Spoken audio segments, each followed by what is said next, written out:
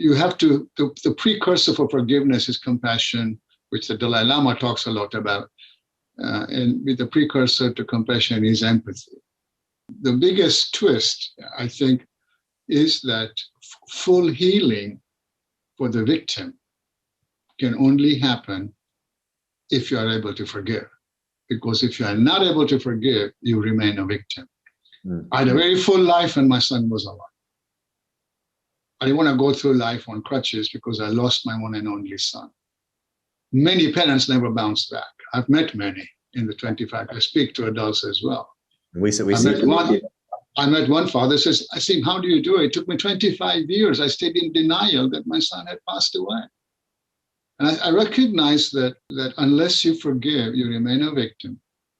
And forgiveness is something you do for yourself. The hardest part, because we are so conditioned and because we are such an eye for an eye society, the first thing you have to do is you have to separate yourself from the offender.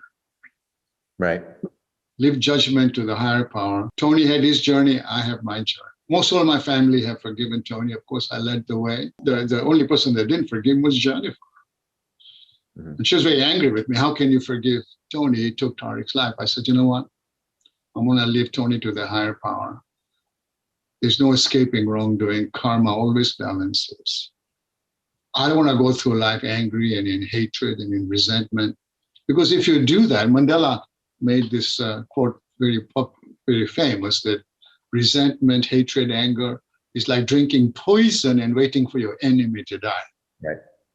Because it eventually, manifests into cancer and disease, because all of these are very corrosive emotions. Mandela was released after being in prison for, 27 years or something. He forgave his oppressors, and one of the guards asked him, why did you do that? And he says, if I didn't, I would still be in prison.